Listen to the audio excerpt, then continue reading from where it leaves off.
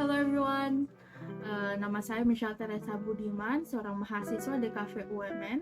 Dan pada video ini saya akan berbicara tentang intellectual property right, atau dalam bahasa Indonesia dikenal sebagai hak kekayaan intelektual.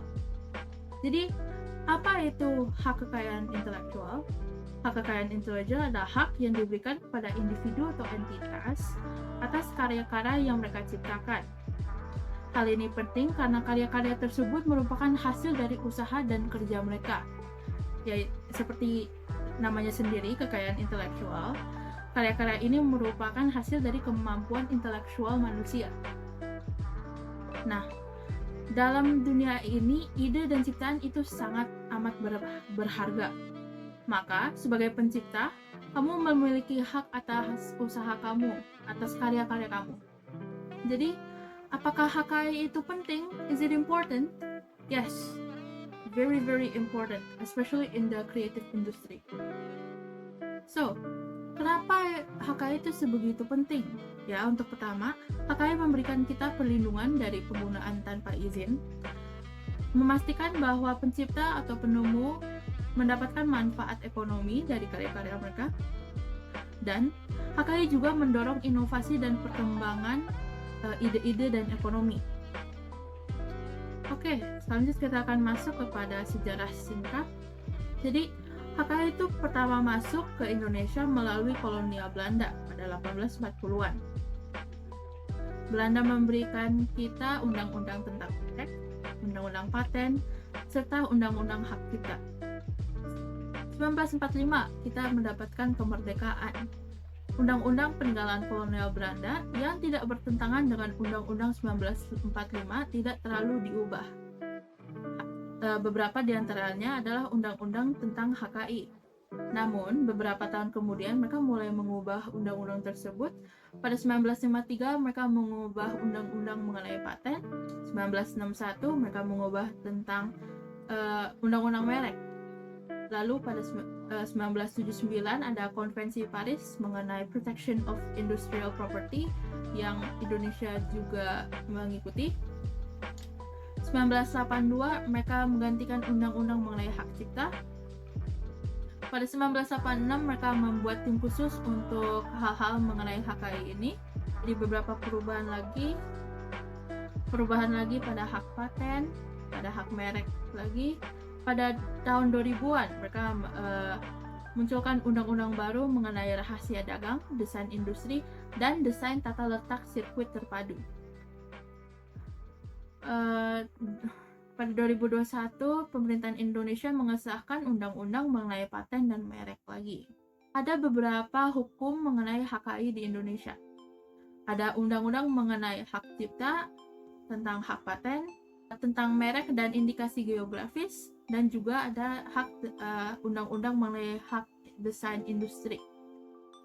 Ini 4 adalah hak-hak yang utama yang akan dibahas selanjutnya.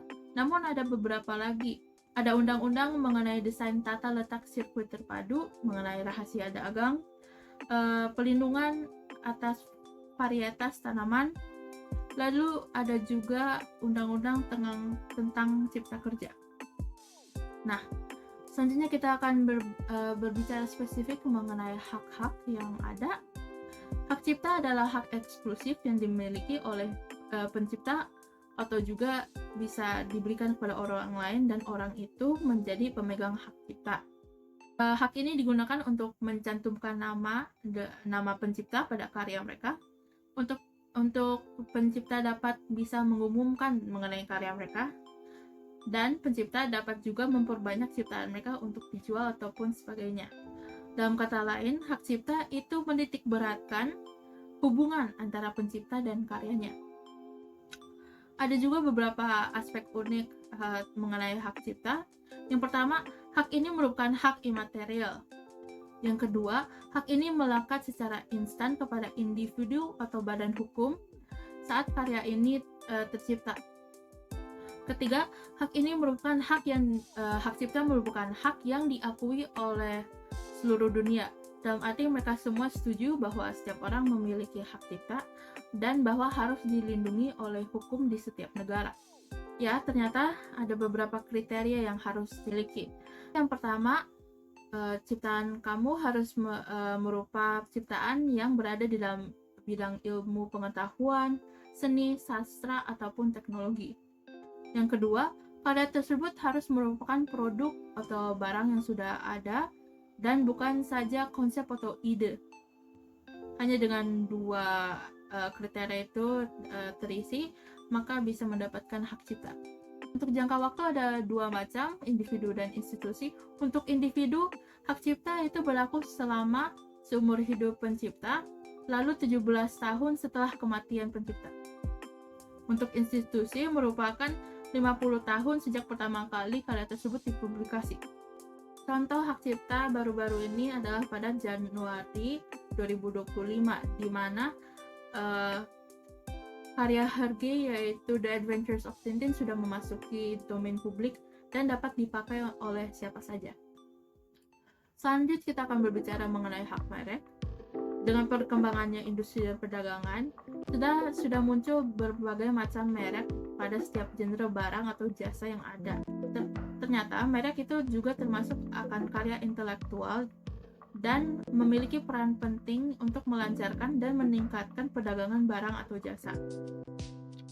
Merek itu digunakan untuk membedakan barang atau jasa dan juga membuat kita lebih trust dengan perusahaan atau produk yang mereka berikan. Menjadi titik orang dapat mengenal perusahaan tersebut dan dapat bisa berinvestasi di dalamnya. Yang pertama adalah tradisional. Hak merek tradisional berfokus kepada budaya atau komunitas tertentu dan telah digunakan secara turun-menurun. Lalu ada jenis hak merek non-tradisional. Ini memberikan perlindungan kepada aspek merek yang tidak hanya nama, namun juga hal-hal seperti logo, suara, jingles yang mereka pakai pada video, warna, bentuk, ataupun hologram. Contoh hak merek adalah McDonald's. McDonald's sudah trademark dan mempatenkan logonya, yaitu yang disebut Golden Arches, yaitu M kuning yang kita semua tahu, nama McDonald's serta nama-nama makanan seperti McFlurry, McNuggets, pokoknya yang depannya itu Mc. Lalu musik yang dipakai dalam iklannya, karakter Ronald McDonald, yaitu their poster child. Hak selanjutnya adalah hak paten. Hak paten merupakan hak eksklusif yang diberikan oleh negara kepada inventor atas hasil invensinya di dalam bidang teknologi. Di dalam hak ini, pencipta dapat melaksanakan invensinya secara sendiri atau memberikan lisensi kepada orang lain untuk dapat memproduksikan invensinya. Ada beberapa ketentuan untuk hak paten, yaitu harus merupakan karya dalam bidang teknologi, harus merupakan sebuah produk atau proses dan bukan teori secara general, lalu merupakan penyempurnaan atau pengembangan produk atau proses yang telah diatur baik, yang sudah bisa dikatakan sudah sistematis. Ada beberapa kriteria lainnya untuk jenis tertentu. Jenis pertama adalah paten biasa. Kriterianya adalah invensi harus merupakan invensi yang baru, harus mengandung langkah-langkah inventif, dan dapat diterapkan dalam industri. Untuk paten sederhana, ini berfokus pada invensi yang berupa produk atau alat yang baru dan memiliki kegunaan praktis. Salah satu contohnya adalah bottle caps. Jangka waktu untuk kedua jenis paten ini berbeda. Untuk paten biasa, jangka waktu berupa 20 tahun sejak tanggal penerima atau permohonan paten. Untuk paten sederhana, merupakan 10 tahun sejak tanggal penerimaan permohonan. Ada beberapa catatan lain mengenai paten, yaitu bagaimana proses di setiap negara itu berbeda. Dari yang saya ketahui, ada negara yang memakai konsep who invented it first. Jadi mereka akan memiliki waktu yang lebih panjang untuk permohonannya, dan mereka akan menyelidiki siapa yang membuat invensi itu terlebih dahulu. Lalu ada negara yang memakai who submitted it first, di mana orang yang memiliki hak atas paten tersebut adalah orang yang permintaannya diterima terlebih dahulu. Contoh kasus akan patent infringement adalah Pokemon versus Palworld yang masih baru-baru ini, di mana Pokemon menuntut Palworld karena memakai desain dan konsep game mereka. Yang kedua adalah patent infringement Polaroid versus Kodak, di mana Polaroid menuntut Kodak karena memakai paten mereka mengenai instant camera. Dan yang terakhir adalah hak desain. Hak desain merupakan hak yang diberikan negara kepada pendesain selama masa waktu tertentu, di mana pendesain mempunyai hak eksklusif untuk melaksanakan desain mereka sendiri atau memberikan persetujuan kepada pihak lain untuk memakainya. Jadi, hak desain ini itu merupakan hak atas bentuk, konfigurasi, komposisi, garis, dan warna atau gabungan dari keempat itu dalam bentuk kreasi 2D atau 3D. Dalam kata lain, hak ini merupakan hak atas aspek-aspek yang memberikan kesan estetis suatu produk atau barang. Hak ini tidak harus kepada satu barang yang utuh, namun dapat merupakan komponen saja ataupun juga seperangkat barang seperti sebuah set piring gitu. Ada beberapa ketentuan untuk hak ini. Produk harus merupakan produk yang dapat diproduksi secara massal, dan unsur-unsur estetis harus merupakan unsur original. Di Indonesia, jangka waktu untuk hak desain hanya berlaku 10 tahun sejak penerimaan. Hak ini tidak dapat diperpanjang. Setelah masa berlakunya, desain tersebut akan masuk ke domain publik. Beberapa contoh atas hak desain adalah contohnya set piring yang sudah di-mention, botol mineral, dan packaging untuk Toblerone.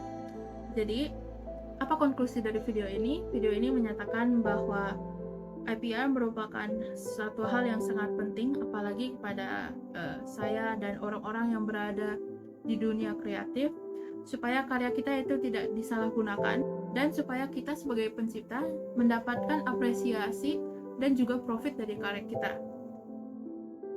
Selain itu, IPR mendorong kita untuk menjadi lebih inovatif dengan cara menjadi pelindungan, sebuah safety gate untuk kita, dan juga sebagai frame of reference di mana kita bisa melihat apa yang sudah dibuat dan apa langkah selanjutnya yang kita bisa lakukan untuk berinovasi. Dan yang terakhir, IPR itu sangat penting karena membuat kita sadar bahwa kita memiliki hak. Kayak, if you don't know about it, how would you use it? How would you be safe if you aren't aware of the danger gitu? Kita sudah mengenai pentingnya karya kita dan hak-hak yang kita miliki atasnya, dan ingat kembali kita harus memberikan apresiasi kepada pencipta akan aset-aset yang kita bisa digunakan. Sekian dari saya, terima kasih.